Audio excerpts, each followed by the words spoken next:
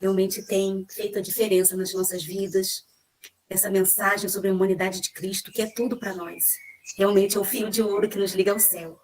E agora, com o Senhor, as palavras vindas do céu. Pode compartilhar conosco já essa mensagem da humanidade de Cristo no Evangelho de João. Estamos aqui ansiosos para ouvir. Amém. Cumprimento a todos com a graça e a paz. E, de fato, hoje nós vamos fechar essa meia semana. Começamos na quinta-feira com o Evangelho de Mateus, avançamos para Marcos, Lucas e agora João. A nossa vida é muito breve, é muito finita e não cabe qualquer espécie de glorificação, exaltação própria. E o Evangelho de João vai bater assim na cabeça de qualquer tentativa de autoexaltação. Eu estou extremamente... Hoje o sentimento é diferente. Quando eu aceitei o desafio de fazer essa explanação sobre a humanidade de Cristo nos 4 evangelhos, foi um desafio porque eu já tinha assimilado certas coisas, mas nas minhas, assim, algumas pregações, mas sobretudo na minha intimidade com Deus mesmo, mas eu nunca havia expressado isso publicamente e não tinha nem preparado o material. O pastor Rogério é testemunha. Eu tenho preparado as apresentações das 2 às 4 da manhã, porque nas atividades eu acabei que não consegui ter tempo para fazer tudo, né? Tem as atividades do distrito, ontem mesmo eu cheguei, já era quase 10 da noite, e eu tenho feito as apresentações entre 2 e 4 da manhã. Eu tenho dormido por volta das 10 da noite, e quando dá 2 da manhã eu me levanto, preparo as apresentações em oração para poder servir a esse grupo. E o Senhor dirigiu de modo muito maravilhoso, porque cada white pill, cada porção do Espírito de Profecia que eu fui localizando e pesquisando, foi Deus que guia a pesquisa, né? São quantas mil páginas escritas, e o Senhor vai guiando para que eu localize exatamente aquelas que vão abrir o nosso entendimento para discernir a humanidade de Cristo nos evangelhos. Então, se no primeiro dia o sentimento era de extremo nervoso, que eu realmente estava muito assim, com uma expectativa, né, de que a mensagem fosse dada, hoje o sentimento é de êxtase espiritual, de extrema alegria, porque até aqui o Senhor tem nos ajudado. Eu vejo que o Senhor nos comunicou a mim, comunicou a todos nós, através dos evangelhos, a maravilhosa realidade de que, de fato, nós temos um representante no céu que entende as nossas lutas, porque compartilha da nossa natureza. Isso é extraordinário. Muito bem. Hoje nós abordaremos o Evangelho segundo o discípulo amado, o único que morreu de velhice, né? Na internet tem alguns materiais mostrando o que a igreja entende como foi a morte dos discípulos, e isso é um tiro na nossa auto-vitimização moderna, né? Nós estamos numa geração altamente vitimizada, com muita autopiedade, e pode parecer duro o que eu vou dizer, mas esse é o pano de fundo para esse fenômeno que cada vez mais está presente em nossa geração de automutilação, de glutonaria, uso de drogas e tudo mais, bebida, enfim. A grande realidade é que é muito difícil encarar a vida de cara limpa. É muito difícil, é muito mais fácil nós nos escondermos por detrás de comida, bebida e vários níveis de automutilação. Tomar uma cachaça é uma automutilação. Usar um entorpecente é uma automutilação. É tentar criar dores que possam ser dosadas. Então, a vida dos apóstolos mostra que a gente não tem o direito de se auto-vitimizar, o que dirá a vida de Jesus Cristo, né? Todos eles sofreram e padeceram. João foi o único que morreu de velhice, mas também, segundo a historicidade da igreja, foi também martirizado, e o Senhor o preservou, mas não preservou Paulo, que foi decapitado, não preservou Pedro, quando foi crucificado de cabeça para baixo, e o que dizer de todos os demais, que alguns foram mortos a flechada, espada, jogado às feras. Então, eu acho importante realçar esse contraste entre a vida dos apóstolos e dos discípulos no primeiro século, segundo século e tal, até que houve a harmonização de Roma. A gente sabe a história, né? Roma acabou se tornando, entre aspas, cristã, foi um sincretismo religioso. O catolicismo, que iniciou-se em Roma, é a maior apropriação cultural da história. A maior apropriação cultural da história. Roma, império, se apropriou da cultura cristã, da cultura judaico-cristã, fez um sincretismo religioso e perverteu o genuíno evangelho. E João viu esse embrionário já nos seus dias e escreveu o evangelho mais maduro dos quatro, e, na minha opinião, a porção bíblica mais madura de todos os tempos.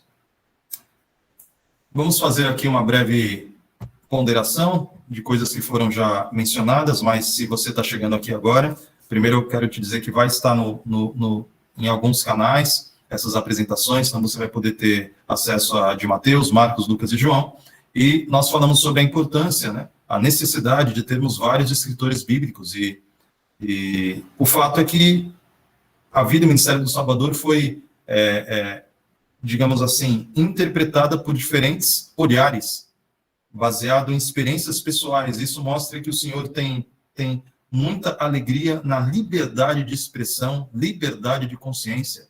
Louvado seja o nome do Senhor. Deus nos dá liberdade de culto, liberdade de consciência, que inclusive é defendida pela própria Constituição de países livres. E por que estudar esse tema, se é tão complexo?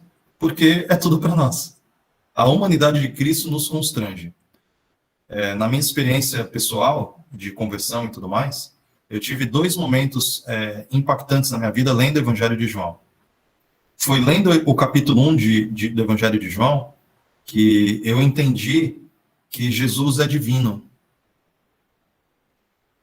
Não há tempo para contar aqui, mas na minha experiência, ali por volta dos 26 anos de idade, muito embora eu tenha já nascido em berço adventista, mas foi com 26 anos de idade que eu tive ali o meu processo mesmo de comunhão pessoal, de conversão, e nessa idade, lendo os evangelhos, eu li muitas vezes, comecei a cavar a Bíblia, lendo o Evangelho de João, eu entrei num momento assim de muita alegria, de regozijo, quando eu entendi que Jesus é divino.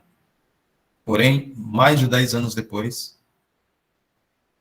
lendo os testemunhos e lendo a palavra, quando eu entendi que Jesus é humano, aí, ao invés de um sentimento de regozijo, de alegria, de êxtase, quando eu entendi que Jesus é humano, veio um sentimento de profundo horror e vergonha. Muita vergonha, porque a humanidade de Cristo me constrange. Entender que Jesus está ao meu lado e compreende as minhas lutas, seja elas quais forem, porque ele também é humano, isso me deixa extremamente constrangido. Para a mentalidade humana, carnal, pagã, é muito mais fácil colocar Jesus e todos os apóstolos e profetas num determinado pedestal, num altar, onde nós olhamos todos eles acima de nós. Porém, as escrituras fazem um movimento exatamente inverso. Ela diz que o profeta Elias tinha os mesmos sentimentos que nós. Paulo, quando tentaram exaltar Paulo como se fosse o deus Mercúrio, Paulo pulou diante daquele multidão e falou assim: ei, eu sou homem como vocês, sujeito aos mesmos sentimentos e paixões. E o próprio Jesus Cristo é descrito nas Escrituras como um homem de dores, que sabe o que é padecer, e foi tentado a todas as coisas à nossa semelhança. Então, quando nós entendemos que os apóstolos, os profetas e o próprio Senhor Jesus não estão como que por cima da carne seca, usando uma expressão popular, mas eles estão no mesmo nível, sendo humanos como nós somos humanos, olha, realmente eu me sinto extremamente envergonhado, a ponto de sentir vontade de rasgar as vestes, dizendo: Senhor, miserável homem que sou. Eu também mencionei nesses últimos dias de que não é meu propósito entrar em meandros de debates teológicos, porque embora eu seja formado em teologia, eu tenho preguiça de debates teológicos. Eu acho muito cansativo. É muito chato. É muito chato quando entra em debates teológicos. Aliás, debates não é um método de Deus, né? Jesus não debatia assim, nem com o diabo, nem com incrédulos, né? Então a gente deve se especializar na verdade e apresentar a verdade para os humildes de coração. Agora, debates acalorados, debates infinitos, um tentar convencer o outro, isso definitivamente não é meu perfil. A única coisa que eu sei é que eu era cego e agora eu vejo, então não entro nas nuances todas do processo, eu me atenho ao fato da declaração contundente do Evangelho de João de que o Verbo se fez carne. O Verbo se fez carne. Deus se fez homem. E isso me basta. E compreender a eficiência e eficácia da justiça de Cristo, para mim, é o grande alvo desse estudo da humanidade de Cristo.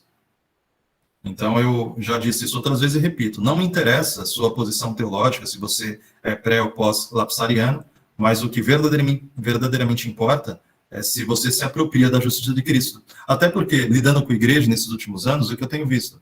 Às vezes eu vejo pessoas que nem sabem, nunca ouviram falar sobre o termo pré, pós-lapsariano, pessoas que até mesmo não têm uma boa base bíblica e teológica, pessoas que nunca nem viram texto no grego, no hebraico, ou seja, pessoas simples, mas quando você visita essas pessoas e vê a vida diária dessas pessoas, você percebe que, louvado seja o nome do Senhor, que Deus se revela aos simples. E tem pessoas que não estão dentro desse debate teológico todo, mas que tem uma vida de justiça, uma vida tem fruto do Espírito, tem justiça de Cristo na vida delas. E é isso que mais importa. Porque o que adianta, eventualmente, uma pessoa saber todas as respostas, e eu falo como pastor, uma angústia de ser pastor é você saber as respostas, mas, eventualmente, você ter dureza de coração.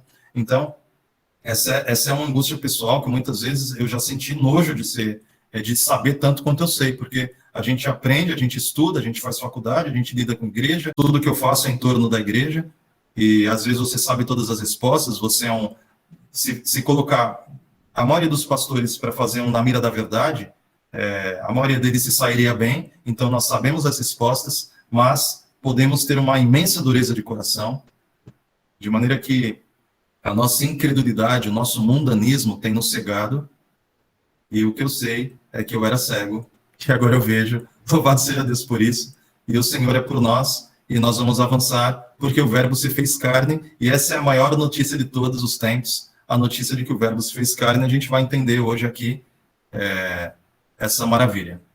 Recapitulando, um slide para recapitular, nós vimos a humanidade de Cristo segundo os evangelhos de Mateus, Marcos e Lucas, e fica claro de que todos os três apresentam noções e alusões à humanidade de Cristo.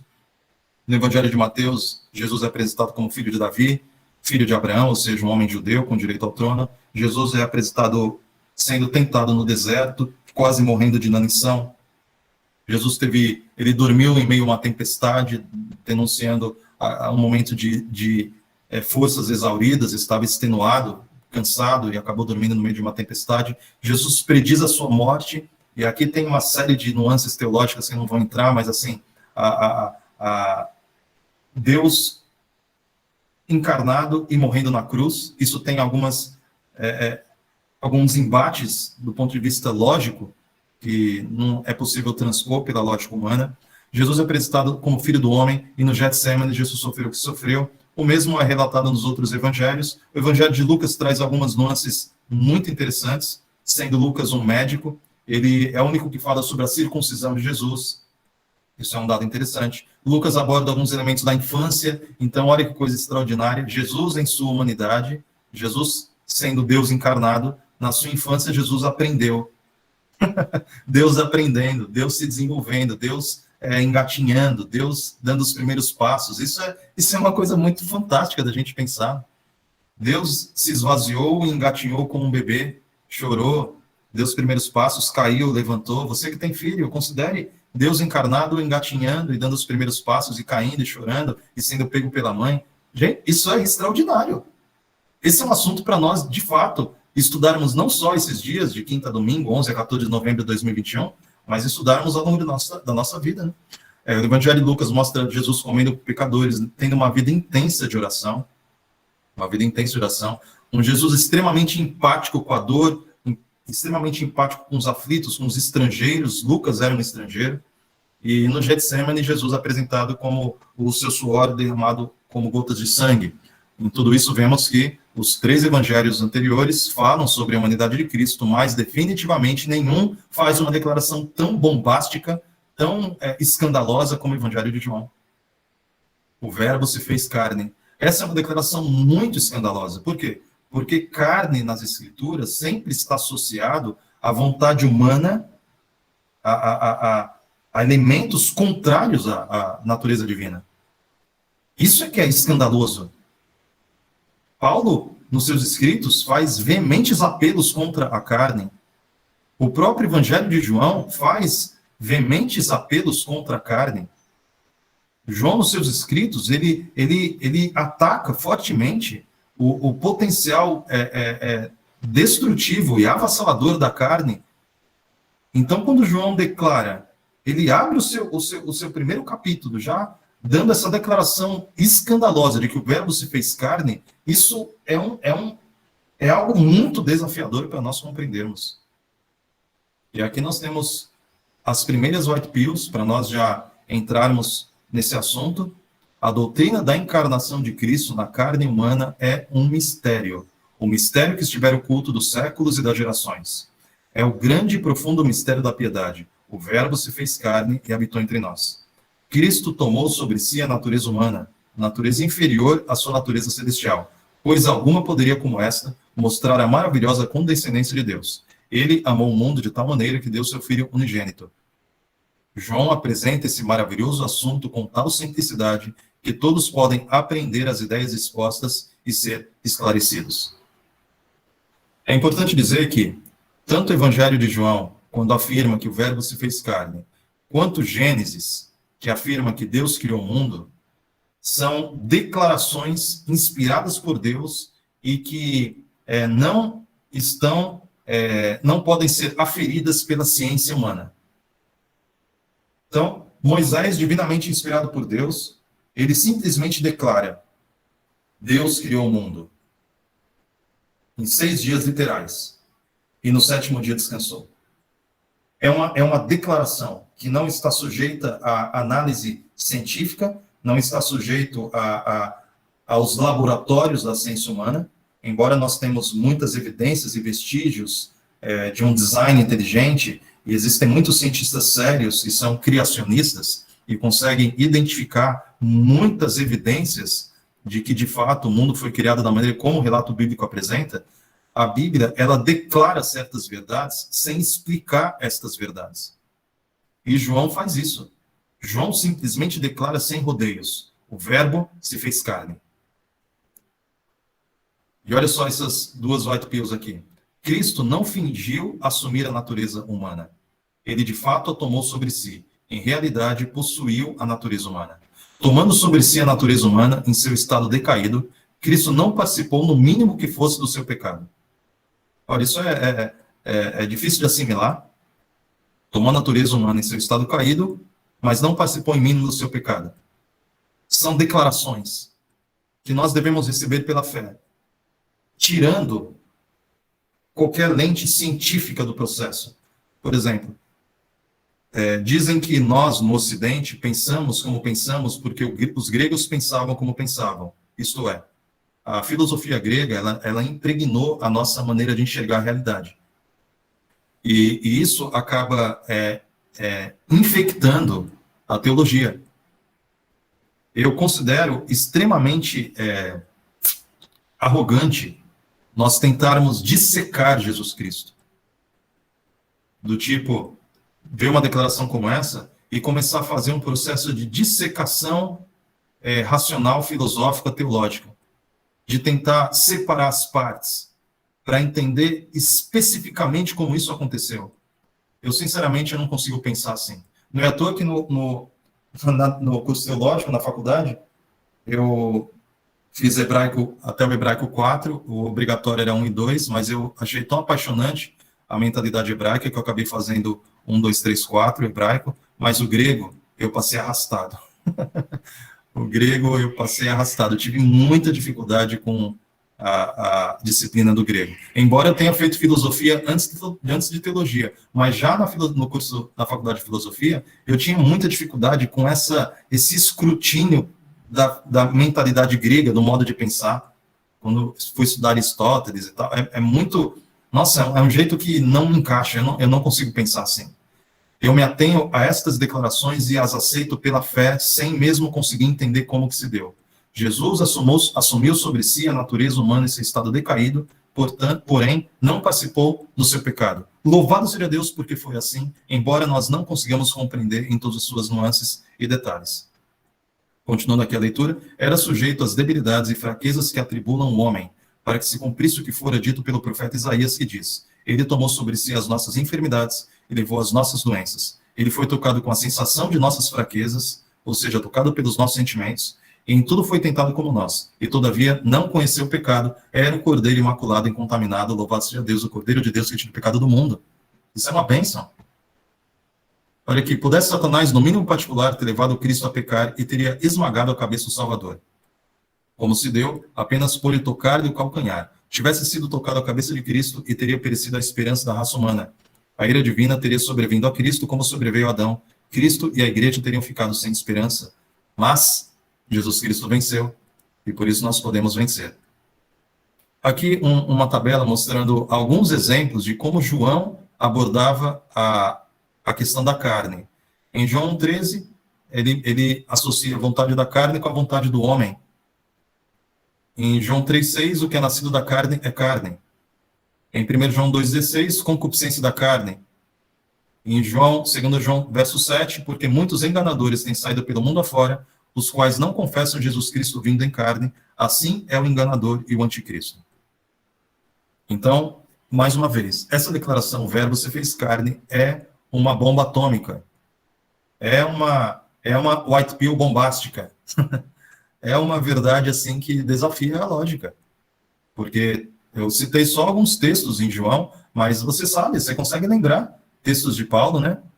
Em que Paulo ele ataca poderosamente a carne, de maneira que a expressão, essa verdade de que o verbo se fez carne, aponta diretamente para a realidade de que Jesus divinamente, com a sua natureza divina, assumiu uma natureza humana, depois de 4.000 anos de pecado, e empreendeu a maior façanha de todos os tempos.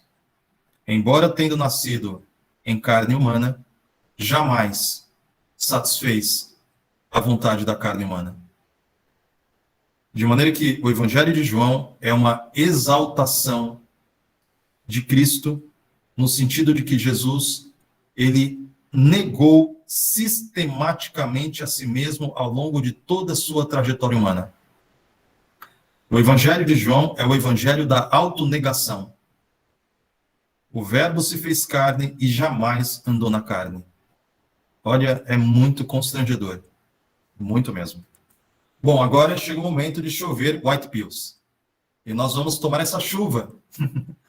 Você não precisa colocar o guarda-chuva, mas permita que essa chuva desça sobre a sua mente, lave os nossos pensamentos, lave os nossos sentidos, nos capacite para discernir a realidade de que o verbo se fez carne e o caminho de Cristo é o único caminho possível e é o caminho seguro. Vamos lá. Jesus respondeu, os discípulos estavam perguntando a respeito da obra, né, de como é fazer a obra de Deus. Jesus respondeu: a obra de Deus é esta, que creiais naquele que foi enviado, né? O preço do céu é Jesus. Olha que coisa maravilhosa. O preço do céu é Jesus. O caminho para o céu é a fé no Cordeiro de Deus, que tira o pecado do mundo. Agora a gente vai entrar em algumas white pills sobre justificação pela fé. E tem uma white pill que eu encontrei que, olha, é realmente algo assim espantoso. É tremendo. O pecador é justificado pelos méritos de Jesus. E isto é o reconhecimento de Deus da perfeição do resgate pago pelo homem. Que Cristo foi obediente até a morte na cruz é uma garantia da aceitação do pecador penitente pelo Pai.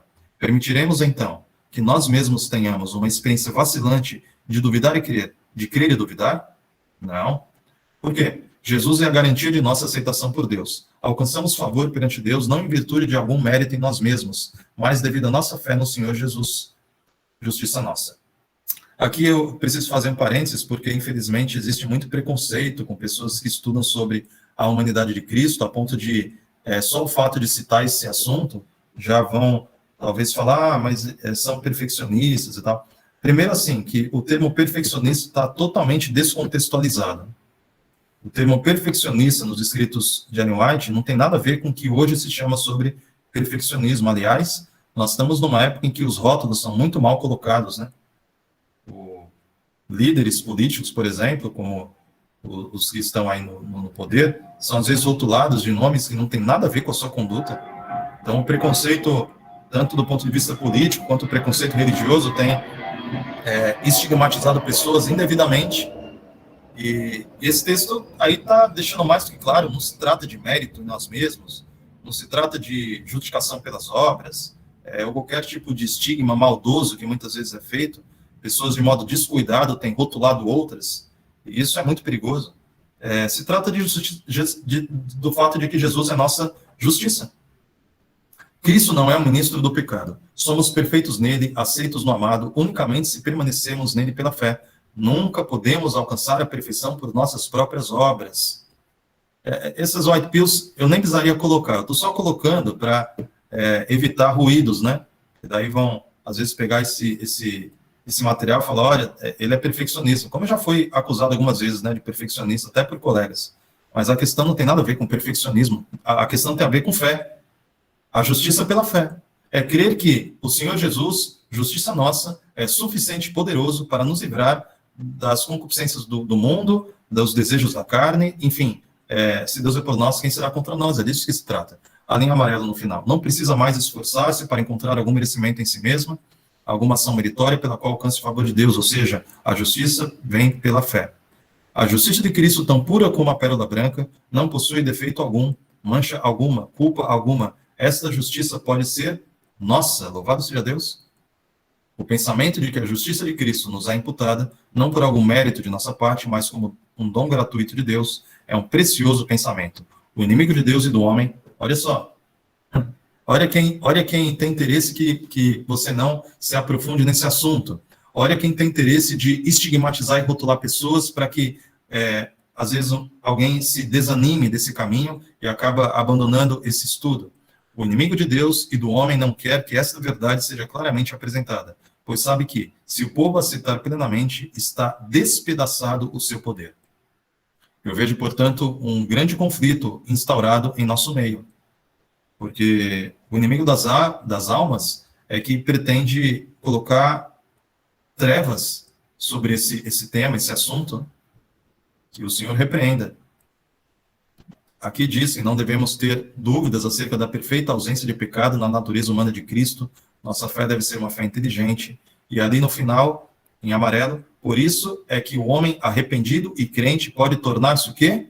Olha que extraordinário. Pode tornar-se a justiça de Deus em Cristo. Olha só. Então, a justificação pela fé não é algo meramente uma declaração de justiça, mas é tornar justiça de Deus. E como isso ocorre? Como que se dá esse processo? O que é a justificação pela fé? Essa é a white pill que eu disse que foi muito importante de eu encontrar. O que é a justificação pela fé? É a atuação de Deus abatendo até ao pó a glória do homem e fazendo por ele aquilo que não está em sua capacidade de fazer por si mesmo. Quando o homem percebe sua completa desvalia, então está preparado para ser vestido com a justiça de Cristo. Isso é maravilhoso. Porque o que é que fez Jesus quando esteve na terra? Exatamente isso. Essa é a fé de Jesus. Jesus abateu até ao pó a glória do homem. Jesus não aceitou glória humana. E Jesus jamais viveu para a glória da sua humanidade, mas viveu única e exclusivamente para a glória de Deus. Isso é extraordinário. E aí eu vejo várias citações no Evangelho de João, exaltando essa realidade que vimos na white pill anterior. Olha, o verbo se fez carne e habitou entre nós. Aí está a referência dos versos, depois você pode dar uma pausa, printar e estudar individualmente. Não confiava no homem, pois ele mesmo sabia o que era a natureza humana. Olha que mensagem forte. Jesus disse, a minha comida consiste em fazer a vontade daquele que me enviou, ou seja, a comida de Cristo não era fazer a sua própria vontade. Ele também disse, eu não posso fazer nada de mim mesmo, não procuro a minha própria vontade, eu não aceito testemunho humano, não aceito glória dos homens, eu vim em nome de meu Pai, porque eu desci do céu não para fazer a minha própria vontade. Você está entendendo? O segredo da vitória de Cristo foi que, embora o verbo se fez carne, ou seja, embora Jesus tenha assumido a natureza humana, Ele jamais fez a vontade da carne, jamais fez a vontade humana, jamais realizou aquilo que era do seu próprio querer, mas à luz do Getsêmani, Jesus orava e vivia incessantemente dessa maneira: seja feita a tua vontade, ó Pai, e não a minha vontade. Essa autonegação é a mensagem do Evangelho de João. Ele também disse: nada faço por mim mesmo, eu não procuro a minha própria glória. Jesus chorou, outra evidência da sua humanidade. Aquele que crê em mim também fará as obras que eu faço. Olha só, não me detenhas, ele disse após a ressurreição, porque ainda não subi para meu Pai.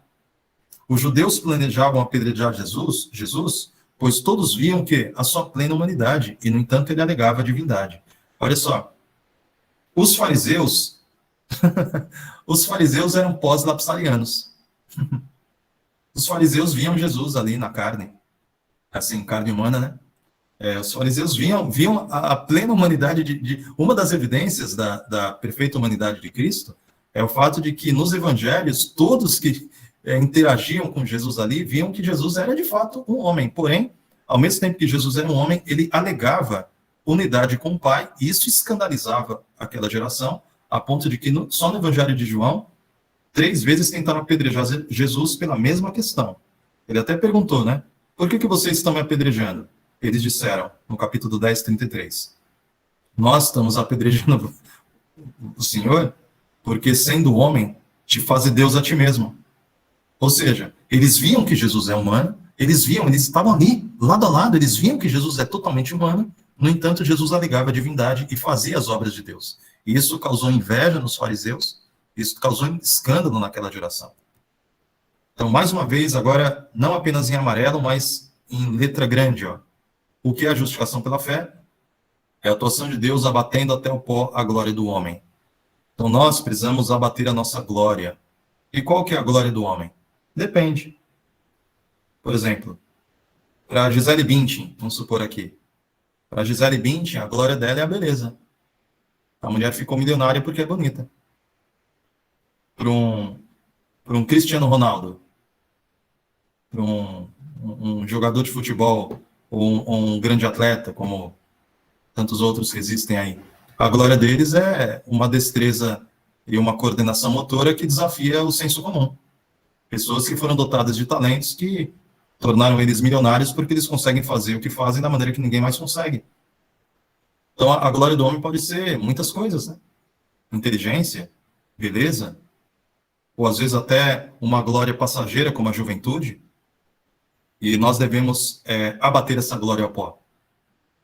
Não nos exaltarmos em nós mesmos, não buscarmos nossos próprios interesses, não usarmos de aptidões pessoais para subjugar o nosso semelhante. Isso é muito profundo. Nenhum dos apóstolos e profetas jamais pretendeu estar isento de pecado. Homens que viveram mais achegados a Deus, homens que sacrificariam antes a vida a cometer conscientemente uma ação injusta, homens que Deus honrou com a luz e poder divinos, confessaram a pecaminosidade de sua natureza, nunca confiaram na carne. Nunca confiaram na carne. Nunca pretenderam ser justos em si mesmos, mas confiaram inteiramente na justiça de Cristo. Olha esse contraste. Nunca confiaram na carne, mas confiaram inteiramente na justiça de Cristo. O mesmo se dará com todos os que contemplam a Jesus. A Bíblia pouco tem a dizer em louvor do homem. Isso eu fico maravilhado. A Bíblia não esconde, não. A gente tem muita dificuldade em lidar com o pecado, porque nós temos uma influência católica muito forte, né? E aí tem uma visão a respeito de justiça muito equivocada. Mas a Bíblia não esconde, não. A Bíblia não tapa o sol com a peneira. A Bíblia mostra o grande Abraão, pai do povo judeu, aquele, por meio daquele seriam abençoadas todas as famílias da terra, o grande Abraão. Mostra um Abraão que cometeu falhas, um Abraão que aceitou um conselho errado da esposa e acabou dando origem à nação de Ismael, que tornaram-se povo árabe, os muçulmanos, e que hoje existe essa grande luta étnica, religiosa e tal. Então, a Bíblia mostra o grande Davi, salmista Davi, o rei Davi cometendo um pecado terrível. A Bíblia não tampa o sol com a peneira, a Bíblia não tem, aliás, tem pouca coisa a dizer a louvor do homem. pouquíssimas exceções ali, existe alguma nuance, Daniel, o discípulo muito amado, Enoque andava com Deus, poucas ali expressões, mas a Bíblia não dá margem para a exaltação própria. Não dá margem.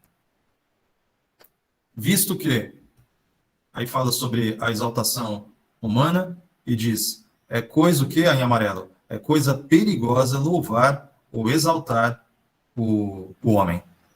É coisa perigosa. É coisa perigosa porque o coração humano é mais ou menos assim. Quando você percebe que alguém vai te elogiar, o seu coração se abre assim, igual uma flor, para receber o orvalho da exaltação própria. Isso é perigoso. Isso é perigoso. O conteúdo da Bíblia visa a inculcar desconfiança na força humana e incentivar a confiança no poder divino. O Evangelho de João é um tratado sobre a autonegação. Há demasiado eu e muito pouco de Jesus no ministério de todas as denominações. E ali no finalzinho, ele veio como homem humilde para ser um mestre e modelo, bem como redentor da raça. Jesus continuou, o que é nascido da carne é carne, o que é nascido do espírito é espírito. O coração por natureza é mau, e quem do imundo tirará o puro? Ninguém. Invenção alguma humana pode encontrar o remédio para a alma pecadora. A inclinação da carne é inimizade contra Deus, pois não é sujeita à lei de Deus, nem em verdade pode ser. Do coração procedem os maus pensamentos, mortes, adultérios, prostituições, furtos, tal. Então o coração é terrível. O coração é terrível, é pior que uma serpente. A fonte do coração se deve purificar para que a corrente se possa tornar pura. Aquele que se esforça para alcançar o céu por suas próprias obras e observar a lei, está tentando o impossível. É como Eva se aproximando da árvore do conhecimento do bem e do mal. Não há segurança para uma pessoa que tem religião meramente legal, uma forma de piedade. A vida cristã não é uma modificação ou melhoramento da antiga, mas uma transformação da natureza. Tem lugar a morte do eu e do pecado, e uma vida toda nova. Essa mudança só pode ser efetuada mediante a eficaz operação do Espírito. E Jesus vivia assim, ó. O mundo para Cristo não era um lugar de comodidade nem engrandecimento do próprio eu. Ele não estava à espreita da oportunidade de tomar seu poder e glória. O mundo não lhe oferecia esse prêmio. O mundo era muito pequeno para Jesus, entendeu? E o mundo tem que ser muito pequeno para você e para mim também. Que realmente o mundo é pequeno. O planeta Terra não é o maior dos planetas do sistema solar. E o planeta Terra é 1 milhão de vezes menor do que o Sol. E o Sol é uma estrela de quinta grandeza. Existem estrelas conhecidas que são 4 milhões de vezes o tamanho do Sol. Então vai pensando em escala. O planeta Terra realmente é pequeno. Eu vi um documentário, eu gosto muito de estudar, desde que eu era adolescente, eu gostava de estudar coisas ligadas à física, astronomia. Eu vi um documentário certa vez que diz que o telescópio Hubble, tirando imagens do espaço, eles começaram a fazer uma tentativa de calcular quantas estrelas existem, né? Nas galáxias, constelações, quantas estrelas existem. E a estimativa aproximada, olha só a loucura, a estimativa aproximada é de que para cada grão de areia na Terra, tem 10 mil estrelas no céu. Então, de fato, o mundo, para Jesus, era muito pequeno. E o mundo tem que ser pequeno para você e para mim também. Tem nada que o mundo pode oferecer que vale a pena. O fundamento do plano da salvação foi estabelecido em sacrifício. Jesus deixou as cortes reais e tornou-se pobre para que por sua pobreza fôssemos enriquecidos. Todos os que participam dessa salvação adquirida para eles por tão infinito sacrifício do Filho de Deus seguirão o exemplo do verdadeiro modelo. Cristo foi a principal pedra de esquina e sobre este fundamento devemos nos edificar. Cada um deve possuir espírito de altruísmo e negação do eu. Altruísmo e negação do eu. E agora tem algumas white pills aqui mostrando como que a gente pode viver essa negação do eu na prática. Porque uma das coisas que eu gosto na mensagem do Evangelho e do Espírito de Profecia é o aspecto objetivo da coisa. A negação do eu não é algo meramente filosófico, uma ideia, mas não, é algo prático, concreto. Então, olha só, White Pill, está dizendo assim como nossos primeiros pais perderam o Éden em consequência do apetite, nossa única esperança de o reconquistar é por meio da firme negação do apetite e da paixão. A abstinência do regime alimentar, o controle de todas as paixões preservarão o intelecto, darão vigor, tal. Lá no final, alegremente renunciarão ao próprio eu, preferindo ser participantes do sofrimento de Cristo. Ou seja, nós precisamos negar as coisas pequeninas. Os que não vencem em coisas pequeninas não terão poder moral para resistir a tentações maiores. Então, nós falamos até aqui de negação do eu, negação do eu. Ah, tá bom, mas como negar o eu? A primeira coisa é negar o eu, negar o apetite. O temor do Senhor é o princípio da sabedoria. Os que vencem como Cristo venceu precisam guardar-se continuamente contra as tentações de Satanás. O apetite e as paixões devem ser restringidos e postos em sujeição ao domínio de uma consciência esclarecida. Aí ali no finalzinho, não está em amarelo, mas a última frase. E unicamente por meio da obediência e de contínuo esforço que havemos de vencer como Cristo venceu. A negação do eu ocorre de modo prático no cotidiano da vida. Por isso que o grande assunto da reforma tem que ser agitado, despertado entre o povo. E olha aqui, Deus experimenta e prova-nos pelas ocorrências comuns da vida. São as pequenas coisas que revelam os capítulos do coração. Achei tão bonita essa expressão, os capítulos do coração. Então imagina no juízo investigativo, o Senhor analisando os capítulos do teu coração. Quais são os capítulos do teu coração? Que imagem forte é essa? São as pequenas atenções, os numerosos incidentes pequeninos e as simples cortesias da vida que formam a soma da felicidade da existência. E a negligência das palavras bondosas, animadoras e afetuosas, das pequenas cortesias da vida que ajudam a formar o todo da infelicidade da existência. Verificar-se-á, afinal, que a negação do próprio eu pelo bem e felicidade dos que nos rodeiam constitui grande parte do registro da vida no céu. Isso é muito, muito forte, hein? As pequenas coisas revelam os capítulos do coração. Em virtude do fracasso quanto à negação de si mesmo, muitos dentre o povo de Deus se acham incapazes de atingir a elevada norma de espiritualidade que lhes é apresentada por ele. Só podemos caminhar com segurança por uma constante negação do próprio eu e confiança em Cristo. Olha, está chovendo white pill. Está chovendo white pill. Lavar nossa consciência.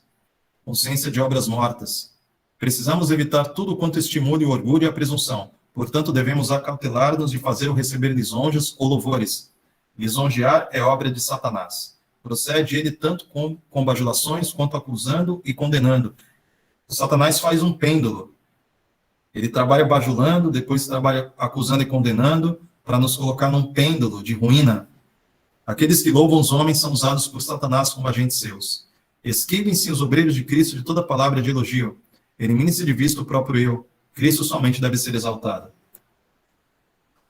Agora tem uma coisa difícil para a gente aí, ó. Essa white pill é pesada. Essa é aquela que é tipo soco no estômago. Olha, vi que Israel de Deus deve erguer-se e renovar suas forças em Deus, mediante a renovação e observância de seu concerto com ele. A cobiça, o egoísmo, o amor do dinheiro e o amor do mundo permeiam todas as fileiras dos observadores do sábado. Esses males estão destruindo o espírito de sacrifício entre o povo de Deus. Existe um white pill mostrando que nem todos os que guardam o sábado serão selados.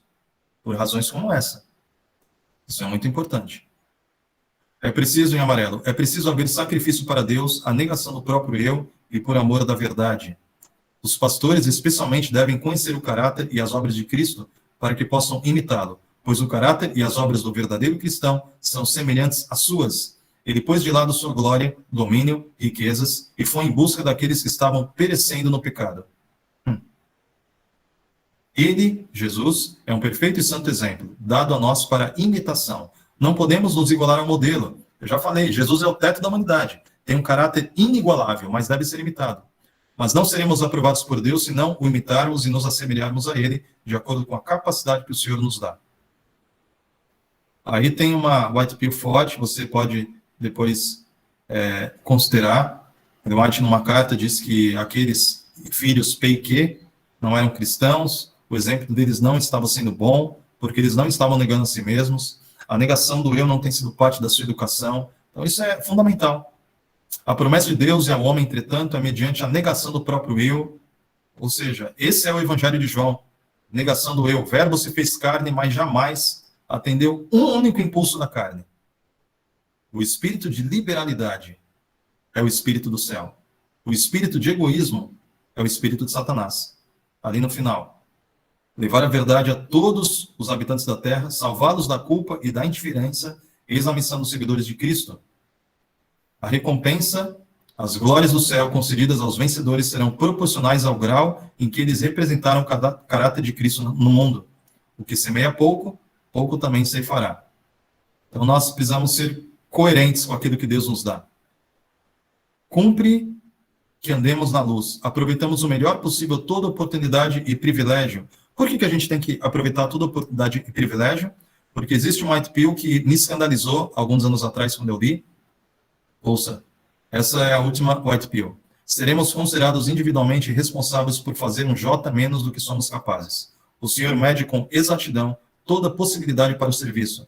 As capacidades não utilizadas serão levadas em conta, tanto quanto as que empregamos. Deus nos tem como responsáveis por tudo que nos poderíamos tornar pelo bom uso de nossos talentos. Seremos julgados de acordo com o que nos cumpria fazer, mas se não executamos por não usar nossas faculdades para glorificar a Deus. E olha agora, mesmo que não percamos a salvação, reconheceremos na eternidade a consequência de não empregarmos nossos talentos. Haverá eterna perda por todo conhecimento e capacidade não alcançados que poderíamos ter ganho. Isso é forte. A pessoa até vai, tipo Sansão. Sansão vai herdar a vida eterna pela misericórdia de Deus. Mas na eternidade, ele vai discernir de que haverá uma perda eterna. Ou seja, é mais ou menos assim. Jesus é o teto. Ninguém nunca irá além de Cristo. Ele é o homem perfeito, o homem ideal, inalcançável, insuperável. E abaixo de Cristo tem todos os demais homens. E é uma espécie de escalonamento. Então, por exemplo, entre os apóstolos, quem foi o mais eficiente? Quem deu mais frutos? Entre os pastores, quem deu mais frutos? Quem foi mais eficiente? E assim por diante, digamos. Entende? E Sansão, por exemplo, na classe dos juízes, ele nunca vai se comparar a Samuel. Sansão na eternidade vai crescer, vai se desenvolver, vai aprender, assim como Samuel vai crescer, desenvolver e aprender. Só que como Samuel, na primeira ressurreição, já vai ressuscitar com um caráter acima do de Sansão, a corrida sempre vai ser, entende? Ambos vão crescer na eternidade, mas o caráter de Samuel sempre será maior do que o caráter de Sansão. Por quê? Porque Sansão teve perdas eternas. E por semelhante modo, nós podemos estar correndo o risco de ter perdas eternas. E o Senhor pretende que nós transbordemos. Deus quer que você e eu transbordemos. Que aquilo que Deus te capacitou, você faça e realize para a tua própria glória? Jamais. Para a glória de Deus. E o transbordar no Evangelho de João tem um nome. O transbordar no Evangelho de João se chama amor. E esse é o último slide dessa apresentação dos 4 evangelhos. E mostra que no Evangelho de João, olha a maravilha disso. A renúncia do eu não é um fim em si mesmo. Que maravilha. A renúncia do eu é um primeiro passo para nós experimentarmos o amor abnegado. E é por isso que João enfatiza tanto a questão do amor. João coloca a dinâmica do amor impregnada nos seus escritos. Eu vou citar apenas uma aqui. Tu me amas, tu me amas, tu me amas. O Evangelho de João é o único que coloca esse diálogo entre Pedro e Cristo, denunciando que, no fundo, tudo se trata de amar ao Senhor Jesus e fazer tudo para a honra e glória de Deus. Fechamos assim a nossa viagem aí pela humanidade de Cristo nos 4 evangelhos, e que o Senhor nos capacite a assimilar essa maravilhosa mensagem. Em nome de Jesus. Amém. Amém. Louvado seja Deus por essa mensagem.